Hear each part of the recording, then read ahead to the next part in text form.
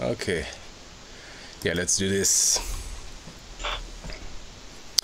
Here we are, David Wise. Thank you very much, sir, for doing this. We've chatted back and forth a few times now at this stage online about doing this, and well, I know you're busy. So first, I said it before, but thank you so much for taking the time to do this. As usual, in these, I don't really have an agenda. I do have a few questions I would love to ask you, but it's going to be a free chat. So we can talk about whatever really we want. But obviously, I would like to start probably with some video game music related content, because you're David Wise, and your name, every time you look at the NES stuff, you know, well, especially Rare and but different types of games, your name comes up again and again and again and again. And for a lot of people, it's the Donkey Kong Country, which your name is associated with, and the Battletoad. But for me, it was the first time I heard your work was the Wizard and Warrior. So it's sort of early days of your video game career, wasn't it? It was. That was incredibly very early days. Yes, absolutely. What was that? Was it 90, 87, 86, 87, something like that? Probably 87 for that one. Wow, that's. I mean, you would have been what, 19, 18, 20, something like that. Probably 21 or something. That's very young to start a career in. Did it feel like you landed the dream job in a way, or was it just one of those things you started doing and got into it? It was one of those things at that time that I started doing and got into it. I know. Yeah, it's funny because a lot of us kids at the time, that would have been the dream job, like you to land any sort of job, even just making coffee in a game company. But they weren't quite game companies as we understand them either. They were just... No, it's a very small outfit. Were. Every time I read a story about how games were, it's always inevitably just a few kids in their basement sort of making games and worked from there. Like it's... Yes, it was pretty much like that. There was Tim and Chris who obviously owned Rare. There was Kev on graphics, Mark doing the programming, and a few other people, and there was me doing the music, really. So it's a very small team. Very early. But that was the way, that was always the way. I mean, there was no manual on how to become a programmer, really. Back then. Or a musician. Or a musician. And to be a musician, you had to be a programmer to some extent. To some extent, yes. Had to learn on the job for that one. Yeah. Was there any tools at all for the NES? Yeah.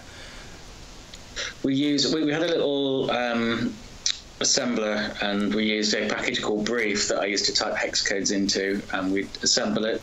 It would compile, and then we'd listen to it about a minute later. So was it just X? Oh, so you wrote the X code for that tool, and then it compiled it into sound waves. Yeah. Absolutely. Yes. Oh, yeah. That was my first introduction to music. Those hex notations, because I started with the MSX when I was a kid. I was very young. I would have been 6 or 7, and my dad was somewhat proficient in coding in a few languages already, but he showed me how I could get a few sounds by poking directly into the sound chip. So that was, I didn't really know what I was doing, and I didn't know anything about music, but that was the first sounds I produced at the time. It was incredibly exciting, wasn't it? Yes, absolutely. It's all good fun, and I still don't really know what I'm doing. I'm just winging it, so nothing's changed. You're right.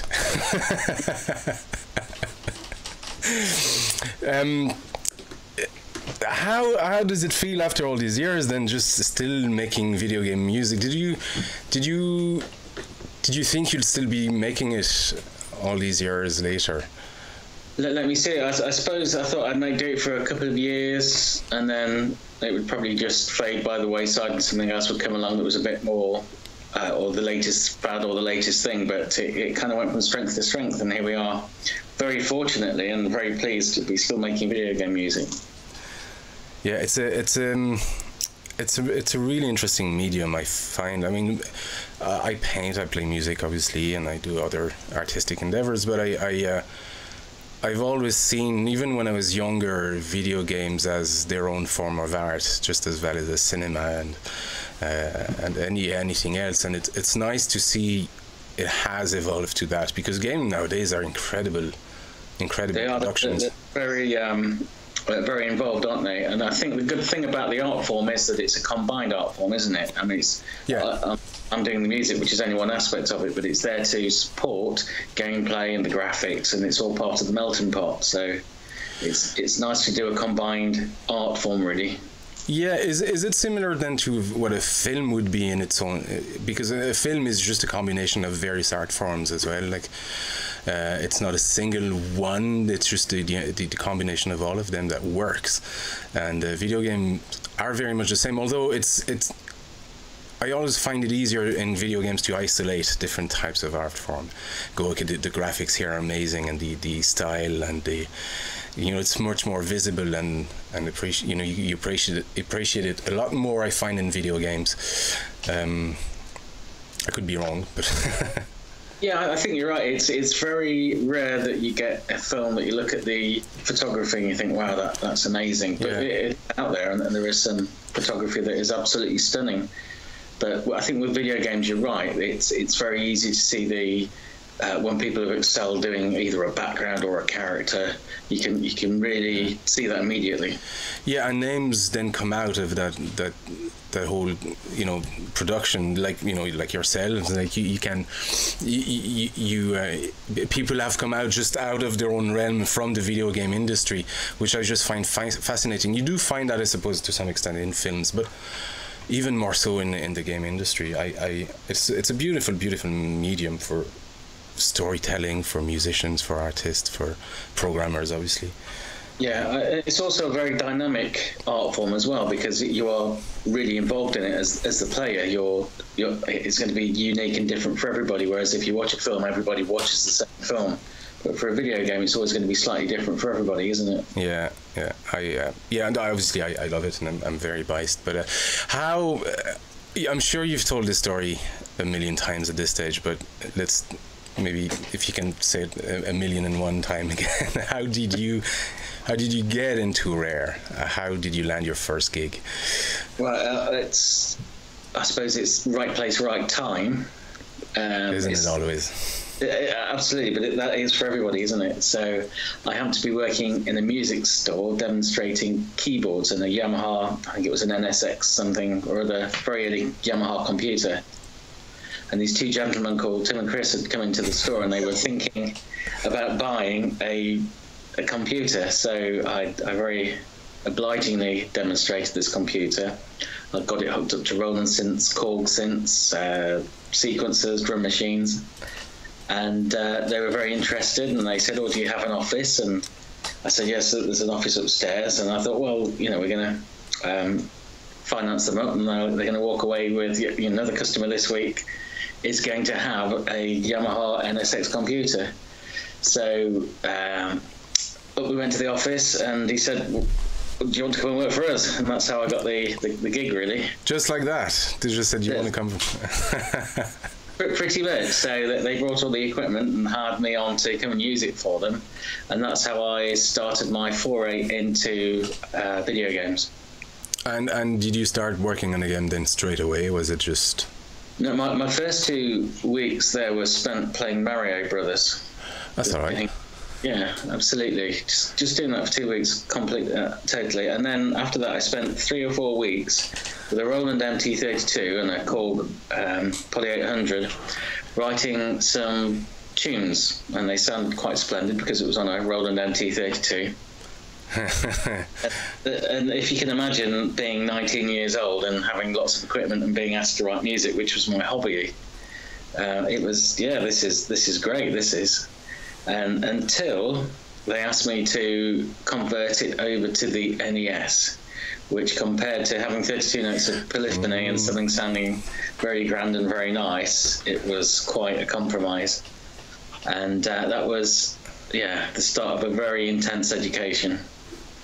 And then, so obviously then you had to jump straight into that X format that you described earlier on. Was it straight away jump from, you know, nice, whatever, was it 32 channels to writing into X format for the NES? Well, yes, and the NES has 3 sound channels and a voice channel, as in it will play 4 notes maximum. So you've got to be very selective with what you're going to play and how you're going to do it. So there's a big learning curve there. And if you play a chord, say on a Roland synth, it sounds big and it's got movement.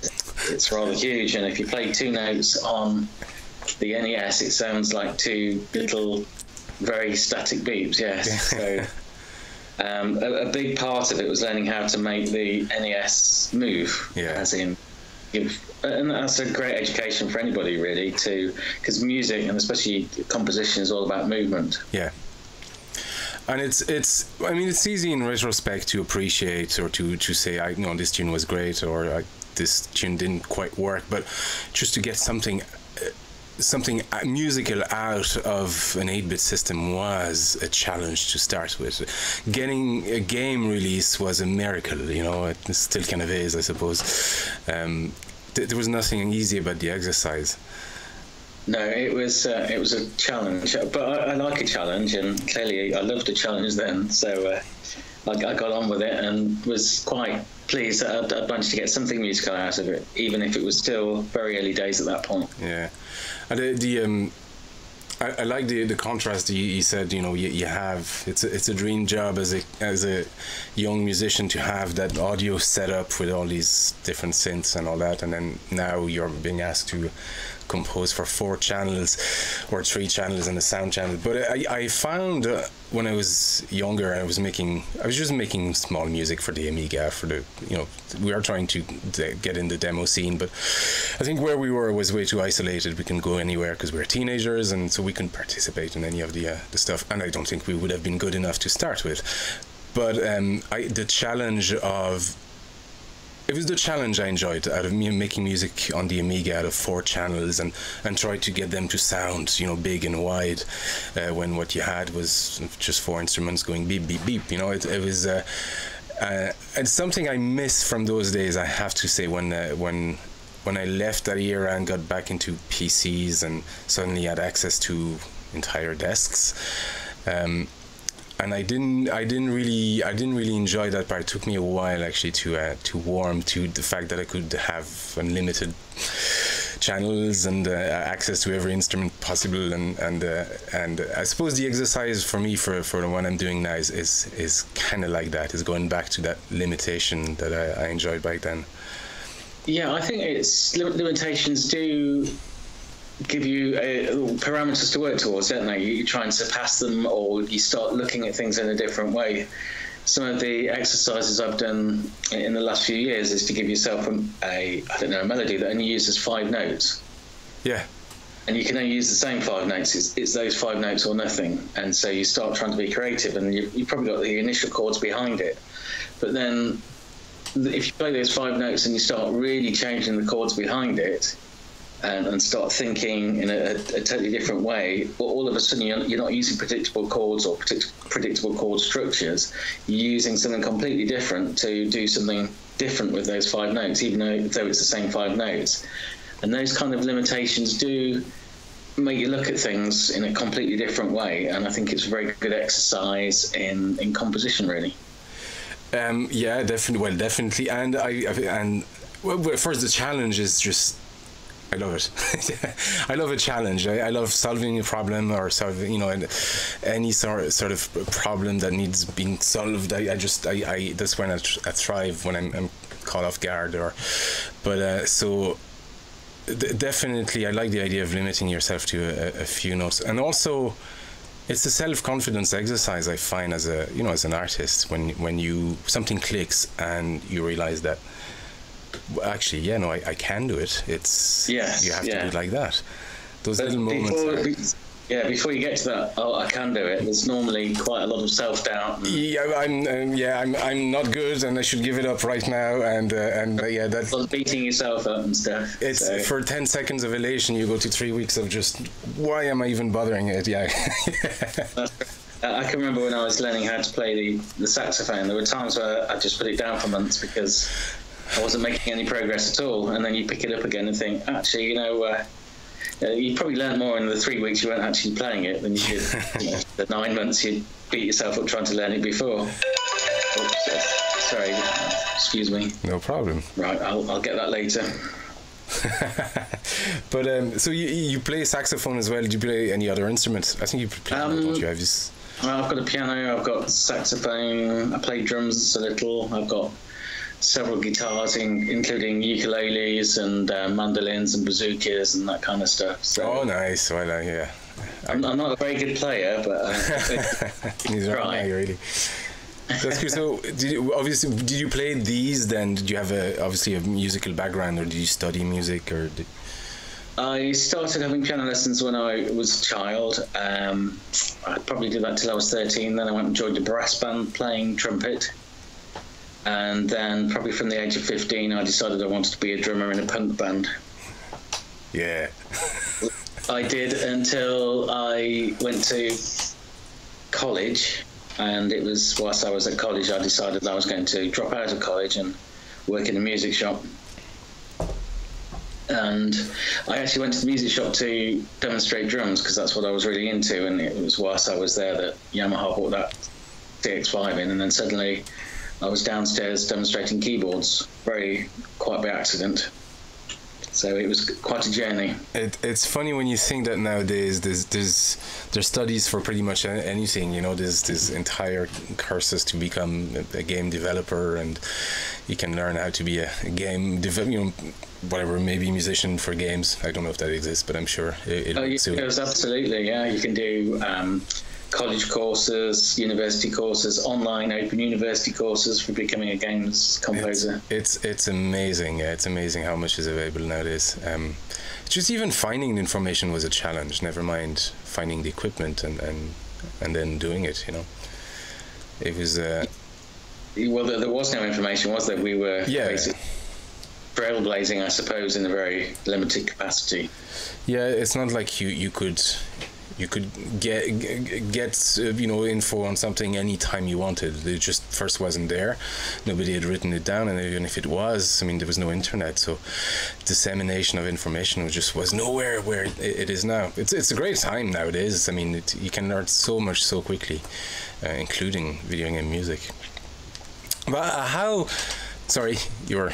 No. I was basically agreeing. Yeah, there's things like YouTube, for instance. There's so much that you can learn that people very kindly provide their information, and you can take bits from so many places and put the melting pot and see what you come up with. Where clearly, when we were starting out, that it just wasn't available. Yeah, even because being a young man learning the guitar, I just didn't know what to do. I didn't know where to put my fingers.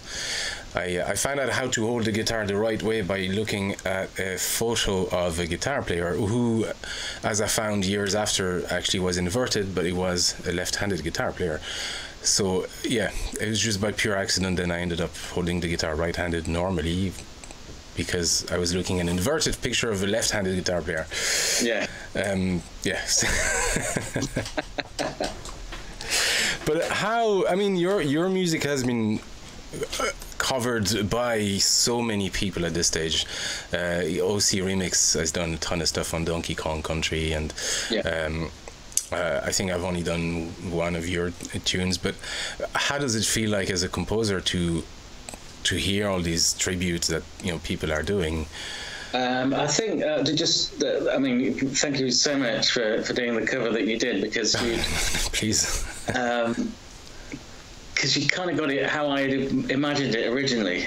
It's nice to hear. Thank you. I was listening to a lot of Moving Hearts at the time, who are a band I really love. They're amazing. But and that was a real influence for that kind of thing. And so to hear yourself actually do it with the right instrumentation and the right feel was, it's very humbling. It's really lovely to hear.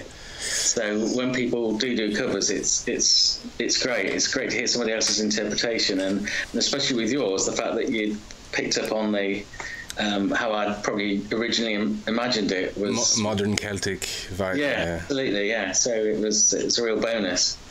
So thank you. But as for OC Remix, yes, they've. I didn't understand them. It was whilst I was at Rare, we didn't really have the internet because we were out in the country, and so it was very slow, and it was reserved really for the people who really needed it. So I had no idea that there was this whole community of people doing remixes of video game music. I probably thought nobody would be very interested in doing that, so I hadn't even considered it before they started doing it. So again, it was nice to hear people do retakes of the music you've done that you thought was, nobody would be interested in.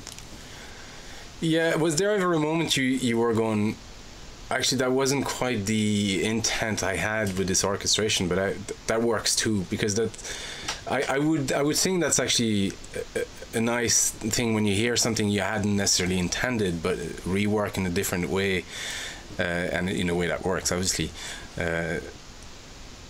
Is that strange, actually? It's strange and always very welcome. There was something a few months ago. It was done over in, I think, Japan. They'd done a big suite of the DKCT music and a huge orchestra. And it was amazing. They'd obviously spent a long time arranging the music. Yeah. And they'd made a really good job of it. So that was very nice. And also, I've been very fortunate to have been invited to many concerts over the world as well, where people have done the interpretations of the music. Yeah. You were in Dublin recently, weren't you? I was, yes. Year, yeah, I like Dublin. I missed that. I meant to go. I wanted to go, and then things to do at home, so I couldn't go. But it looked like fun, and actually it looked like a nice event. It was really nice. And one of the whilst I wasn't busy in the day, I wandered into the middle of Dublin, and there was this busker, small girl called Ali Sherlock. I don't know if you've seen her busking in Dublin. I have not, but I've seen your posts. Yeah, and amazing singer, and it was just amazing. And Teddy Ryan, she's being picked up by, and she's doing three albums with him. Yeah. So I'm looking forward to hearing those. So that's really cool.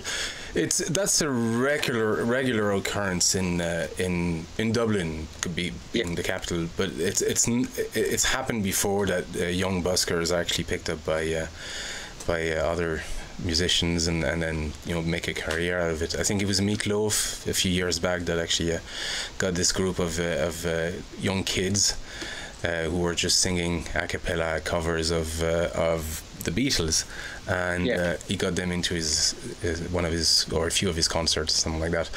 Yeah, that happens quite regularly. Ireland is riddled with really good musicians. Oh yeah, I mean, I was very lucky that whilst I was over in Dublin on the first night, we went to see Zelda versions done by an Irish band, and that was amazing. It was really good, and just top quality players who have got experience, all play together brilliantly. And it's just a joy to see, and it's a very beautiful place, Dublin. It's great to go over, and I'm looking forward to it for a return visit soon. Is it on again this year, or? I have no idea. Okay. No idea. Hopefully. It was Emanoon who'd organised. Yeah. That's all good. Yeah, hopefully they'll have it back on. I'd love to go. But yeah, Dublin. I lived in Dublin for about 10 years, and I played a lot. Like I was playing traditional music, so that's why when I did the cover of your tune, I was like, oh no, I know exactly what this needs. This is my home. So I played a lot of traditional music there. 5 nights a week at some point. I was playing a lot, and. It doesn't really matter how good you get. There's always somebody who's better, and somebody who just blows your mind at how good they are. Yeah, a lot of people here are so incredibly talented musically, but the traditional scene especially is so vibrant and rich and so. But I like that. I like to go to a place and see somebody who's really good. First of all, it makes you laugh because you think, well, how do they do that? And it's probably by playing 5 nights a week. Yeah. You become very fluid, don't you? But it's very inspirational, and it's when you're writing music, you don't have that luxury to play every night. And if I play once or twice a week, I think I've done well. So I mean, it'd be lovely to have more time. We need about 3 or 4 days for each day we live, don't we? Yeah. that's just part and parcel of being alive, isn't it? That said, there's, as we've mentioned, there really are some amazing players over in Dublin, and it's great to go and see them. Yeah, England has a nice traditional music scene as well. Yeah, I don't think it's quite on the same level. Probably really. not. No, I think you need to probably go to places like Glasgow or Scotland in general to see. And I've seen a lot of Scottish players come over to Ireland for a while and learn the repertoire. But some very, very nice music though. I remember I spent a lot of time in Cornwall when I was a kid. My mother wanted me to learn English. I grew up in France, so she'd send me to Cornwall a lot, and I heard a lot of music there actually as well. I was surprised, didn't realise there was a scene to start with. But yeah, and I'd love to get a set of Northumbrian pipes. Oh yes, I love the sound of these. Yeah. I have a Hill and Pipes, which is the Irish bagpipes. Yeah. So, I can't say I play, because when I compare my skills to the people here, they'll be laughing at me. I can play a few tunes, but I wouldn't say I play the bagpipes. Yeah, it's bizarre, because only 2 days ago I heard somebody playing the uilleann pipes, and they were practicing, and I've never heard anybody practicing pipes ever. So it was amazing that somebody just over there in their garage was practicing uilleann pipes. It was. Well, you never heard somebody practice. You'd heard the pipes before, but not somebody practice. I've heard them. I've been out and about and seen people perform them, but to actually hear somebody practicing in their garage. Yeah, no, they're not allowed to practice. It's illegal, I think. Oh, there we go. Bagpipes, you're not allowed to practice them in public. Good job I didn't see them. Maybe that's how they got away with it. It's a temperamental instrument, the Hill pipes, because more so than the traditional bagpipes, because you have the bellow to worry about, and you're just never quite sure if it's full enough, and you get that double movement going with your elbows, and then the chanter is all over the place. It's a tough instrument to learn. Yes, so it definitely needs practicing as well. Oh, it needs a lot of practicing and a very, very patient partner. But have you noticed when you were composing for 8-bit system or the NES at the time, did you ever notice a change in the way you approach music or in the way you composed? Was there ever a moment where you went, actually those limitations or that format has affected me as a composer? Oh, but very much so. I think the analogy I use is the first piece I did for the NES was a piece called Slalom. Yeah. And it's very static, very mechanical. And then moving on 2 or 3 years, we get to something called Time Lord. And by comparison, if you listen to the two, Time Lord has music that is lots of movement, it's quite dynamic, it really moves along. I didn't realise at the time until I dug it out last year and had a listen to it. And you can see that in those 2 or 3 years, I was obviously aware of this very static music from, on Slalom, and wanted to do something with it. And the Japanese composers, they were very instrumental, because they were always leading the way at that point and getting far more out of it than I was. And then I think when I got to Time Lord, I'd sussed out quite a lot of the techniques and could emulate them and copy them and do something else with it. So by the time I got to that point, I think I'd learned so much about how to take a very limited system and squeeze probably the very best out of it.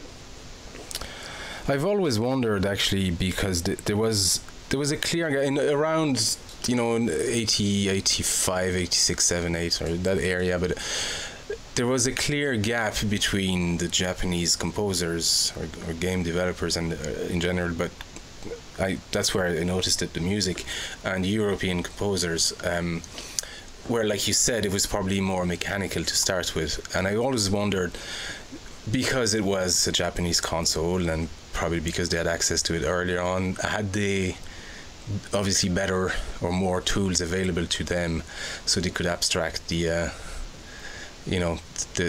programming part of things that wasn't quite there in Europe. I've always wondered if they had, a head start in a respect on the...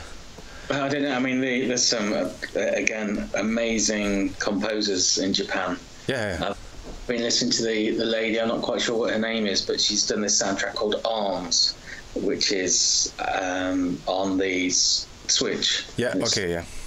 And she's done an amazing job, and she's put so much. I mean, it just sounds great. She's amazing. It's very inspirational. It's great to hear, and she's just a naturally gifted composer.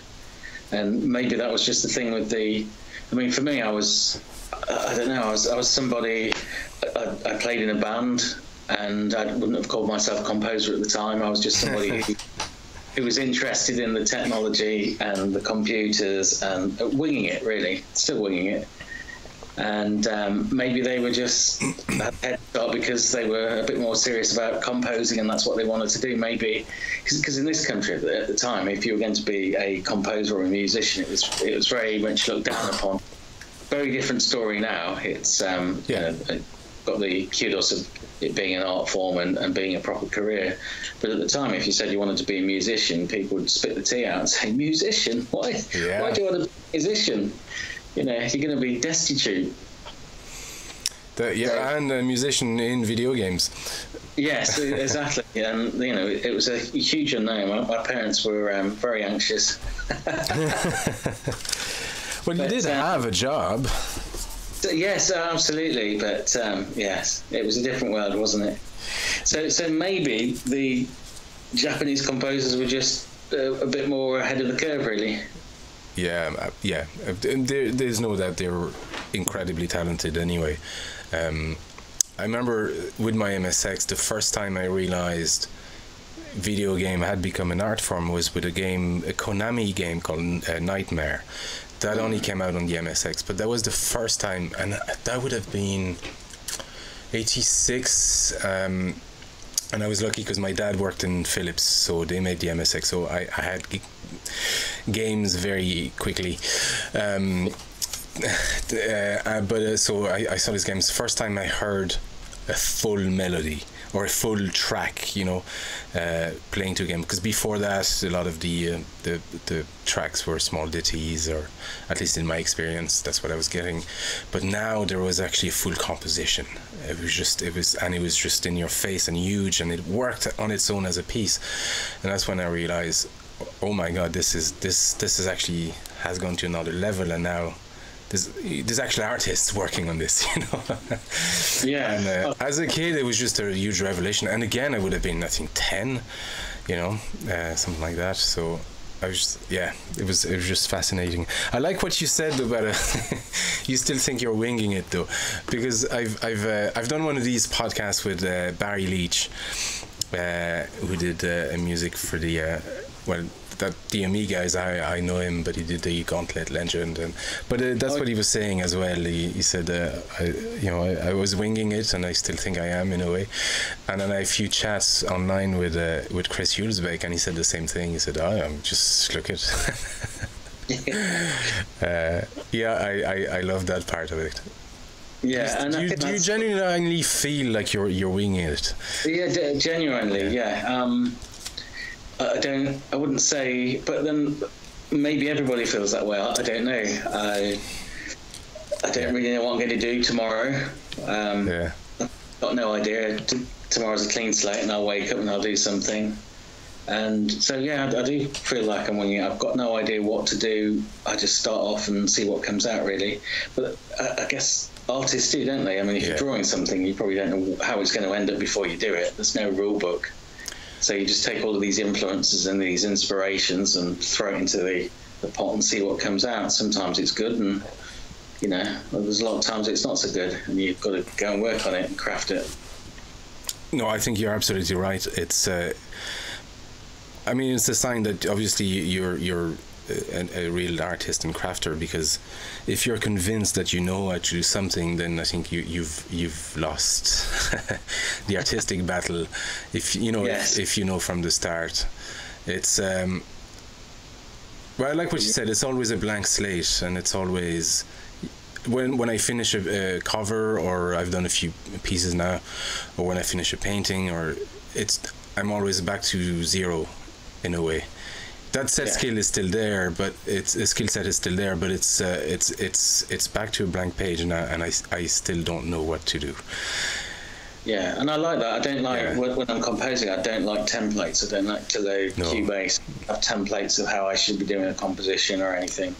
I start with a completely fresh project and will pull bits in as I need them. I wouldn't want led in a way that's going to influence me. I'd like to try and do everything fresh if possible. I'm sure there are downsides to doing that, but on the whole, it seems to have worked. So I'm quite happy to work blindly. It's I do the same thing actually. I don't save any presets really or templates. I redo everything from scratch. So it does feel sometimes I need to reinvent the wheel every time, because I end up as well doing sometimes going through the same process for the same results. I'm going, well, why didn't I save that? But then again, I think it prevents first everything from being too formulaic, and it keeps you just thinking about stuff, trying to refine or change, or I like that very much. Yeah, I like that as well. I like the fact that you do have to work at it as well. It's let me see. So you've got to put a lot of effort into it to get something out. You can't just assume that it's going to be okay. You've got to chip away at it.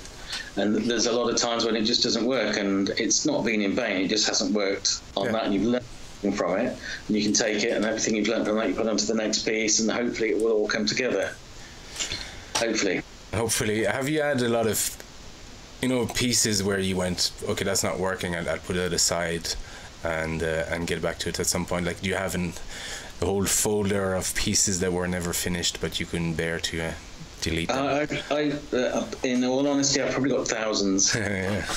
So I'll start every day just for an hour, and it's a habit I've had for a couple of years now, but I did it to some degree anyway, where first thing in the day, I'll just spend an hour putting some ideas down. So do you compose every day? Every day, even if it's not for a project, is what I mean. I'll put some ideas down, and there's probably lots of ideas that I've never listened to again since. In fact, probably 90% of them I haven't. It's the ones that you put something down, you listen to it the next day, and you think, is that working? Can we do something with it? And you do, but it depends what mood you wake up in the day, because there's some days you can listen to something you've done and you think it's great, and most days it's probably the opposite. So you might think you've done something good, you listen to it and you think, well, that's not really working, so we'll go back to basics and start again, really, scratch it. It's a good habit to get into, and I wish I did more of that. I do it not every day, but maybe once or twice a week. Something comes up and I just need to record it. I'm probably not gonna use it ever, but it's just an idea, or it's just something that if it doesn't work, I learn something from it. But I wish actually I had a nicer routine, and I didn't have a full-time job outside of this, but that's I wish I did more of that. Actually, that's a very, very healthy exercise. I've heard writers as well doing that, and comedians going through that same process, of just writing as a routine, setting an hour a day. Yeah, so it might only be 8 bars or 16 bars or something that's quite short. It's just getting that initial idea down where you're getting a melody, a bit of a groove, something going. And it's just a really rough sketch, and sometimes it's got legs, sometimes it hasn't. But the whole process of doing it, you hopefully bring something from that when you do the same thing again the next day. Yeah. That's super healthy, and I need to do more of that.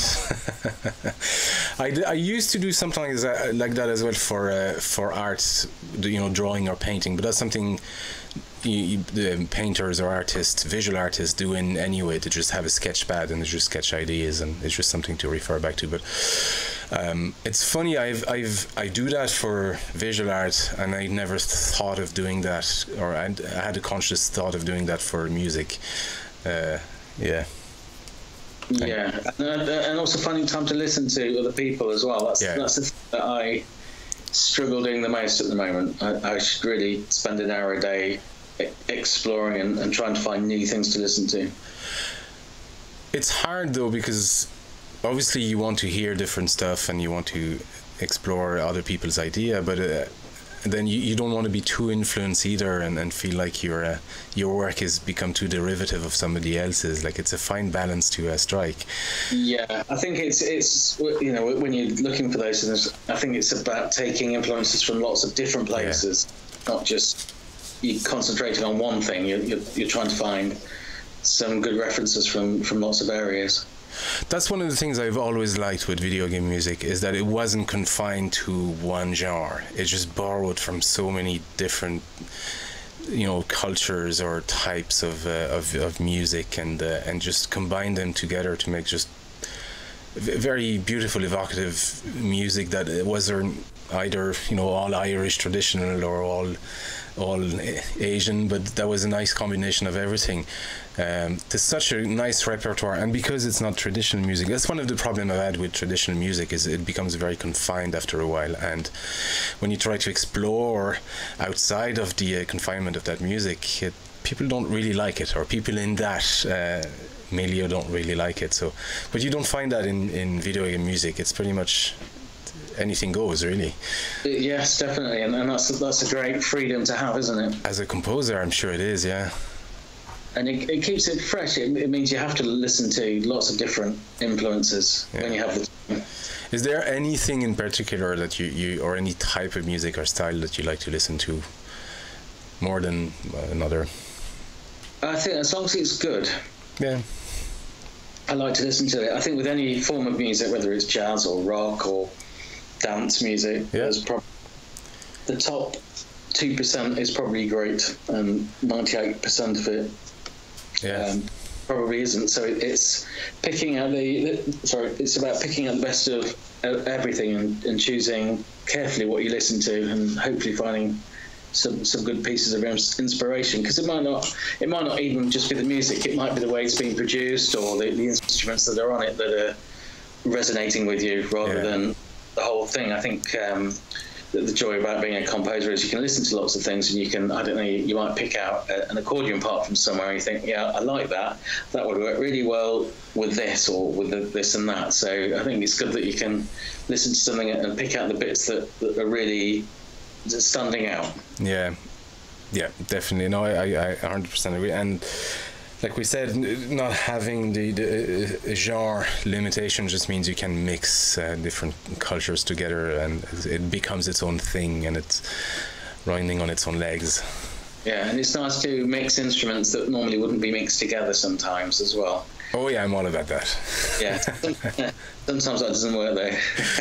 the amount of file I have stored where I started working on a cover or a piece, and it's not working. Those two shouldn't be together. But I can't bear to delete them. They're still there. Yeah. Well, maybe one day in 5 years' time you'll listen to it again with fresh ears and think, "Oh, this was genius."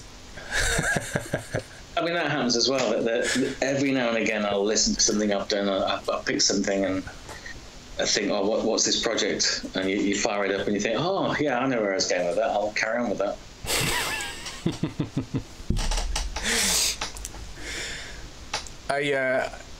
You've adapted some existing music as well from other systems, brought them to the NES, or have you? Is that an exercise you did? Doing for ports, for example, or things like that. I see. For ports, it's normally because at the time somebody commissioned the company to do a port, and it was Dave. You need to do this, so I just get on and do it. Yeah. Is it harder then, or is it just something you had to do anyway? So it was something I had to do, but I think with me being ever the optimist, I'm quite happy to take things and learn from it, and it's a new experience, isn't it? I think one of the best ones, there were two actually that were quite influential. One was Marble Madness. I don't know who wrote the original, and the other one was Narc, and I converted those onto the NES. Yeah. And both the original scores were very different from music I was used to hearing, quite unusual. So it was good to listen to those, work them out, because there were quite different chord structures or different melody structures that you wouldn't normally hear. So it was good to really test yourself to see whether you could actually convert from the original to get down to the NES and to understand the original music in the first place, which you have to do before you can actually do a good conversion of it. And were you ever given the original material or the actual, original files or anything like that, or was it? We once did a game called Who Framed Roger Rabbit, and Alan Silvestri sent me the whole score over. And considering I had to get it down to 4 notes, that was quite a big task. It took weeks to go through all of this score, listen to his music, work out what he was doing, and just make an educated guess from somebody who was winging it. From a real composer. I saw Ready Steady One a few days ago, and that's Alan Silvestri as well. Great score.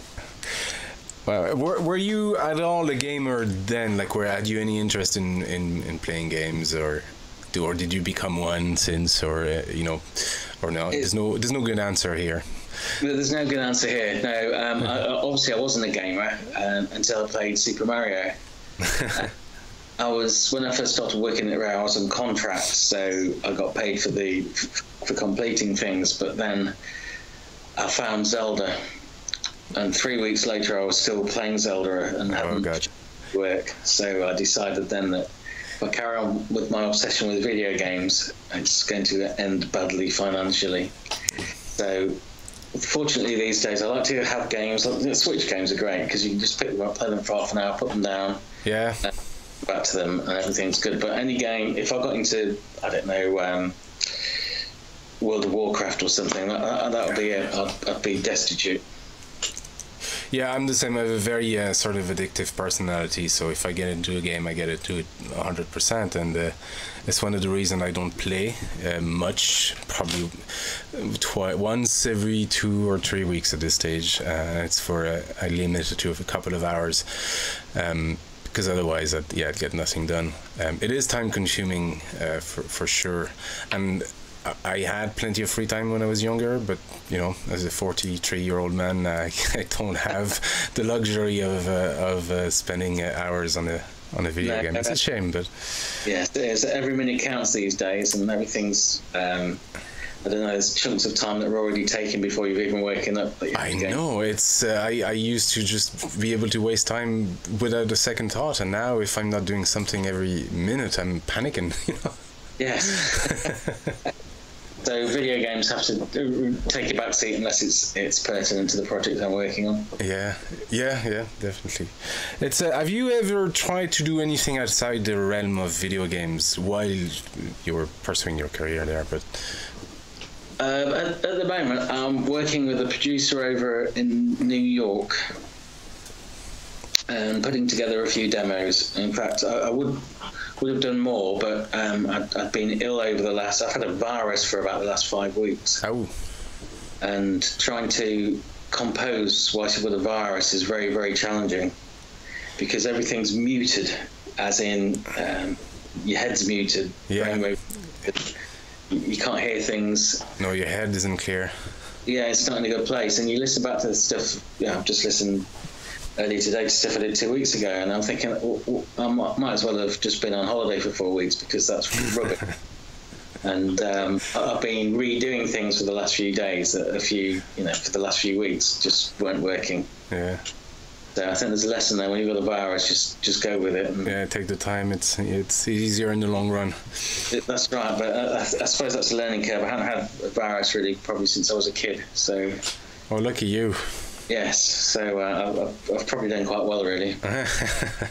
I do a lot of martial arts and judo and that kind of stuff. So whenever somebody's sick, you pick it up as well. So I think every odd week I have something. It's just. Oh dear. And I try to keep super healthy and all that, but yeah. Yeah, I try, but it doesn't work. There are just times, especially when you're on a deadline where you're just trying to get it done, and you probably way past your normal working hours, but you've got to try and carry on. So I just end up eating to survive, really. Yeah. And then I think a lot of people have that problem. Then you finish the project and you're out on your cycle again, trying to damage limitation. Do you have to do much traveling for your work then, or? I'm off to Kuwait this week. Wow. So I'm appearing at a video game festival in Kuwait. Wow. Called the GX 2018, since 2018. And it's a very endearing chap called Yusuf who's invited me over. And I think some people from Square Enix might be going across as well. Cool. So, all cool places to go, actually. Yeah, I've never really been to the Middle East, so I'm quite excited about going. Yeah. Looking forward to it. So that'll be good fun, I'm sure. Yeah, it's one part of the world I would love to explore. Actually, it's fascinating part of the world. Yeah, I mean, I was going to say I was fortunate to be invited over to Mexico, which is a place I've never been last year, and it's nice to go a bit further afield because I go to Europe quite a lot. So to go to places I've never been to, it's quite an honour, really. And especially considering being a musician or a composer, it's quite a lonely endeavour. You know, it's here. It is. You do spend a lot of time joining no mates, don't you? Yeah.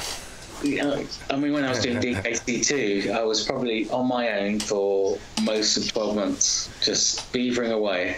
With your thoughts. Yes, with my thoughts. And it's still very much like that. I've got my studio upstairs, and I'll go up there and I'll spend probably 10 hours a day in my studio. Yeah. And then suddenly you find yourself that you've been invited to an event and people are expecting you to be sociable. Yeah. I certainly can relate to that. I'm okay. I'd like to think I'm okay one-on-one like these, but yeah, when there's a lot of people, I freeze up. I'm just, people say I'm not sociable, maybe I'm not. It's just I'm easier on one-on-one conversation. I can devote all my attention to somebody, no problem. But when there's more people, I do have trouble and I freeze up. I've tried to go to a few conventions, you know, as a guest, as a YouTuber, and it's always draining, and I dread it. Yeah, it's hard, isn't it? But I think I was having this conversation earlier. I think it's good to put yourself out there to do something that is unusual because it enhances you as a person, true. And I'm sure it subliminally helps your composition. You're finding new experiences. That's a very good point. Yeah, there was when we were talking earlier on about it just came to me as this conversation as well. But you were saying about things you try and don't work, and I have sort of a mantra that I picked up from a competitor, a judo fighter, who's always winning all that, and then one day he started losing, and he's only one in reply to that. He said, well, sometimes you leave with a medal and sometimes you leave with a lesson, which I absolutely love, and it's true in so many areas like that. Things that don't work out or that you don't want to do. Certainly with music composition, that's very much like that. If you don't nail it, you've learned a lot, haven't you? Yeah. I very much like the attitude, and I kind of that was a few years back. I've kept that in my head since it hasn't left me, and it's a nice little mantra to remind you every now and then. But sir, I think we've been chatting for about an hour, and I know you're busy. I don't want to take too much of your time, so. I think probably here is probably a nice place to leave it at. It was fun and very nice to chat to you, and thank you very much for doing this, by the way. You're really welcome. It was again an absolute pleasure to be asked to do it. So it's quite unusual. We'll probably be in touch again because I have some more David Wise planned. So brilliant. Covers planned. So we'll see how these. Well, if they come out, it's because I thought they were good enough. If not, they're somewhere in the folder on my computer. If not, there's a lot to learn. But David, thank you very much. Thank you for your time, and folks, thank you for watching. And see you all.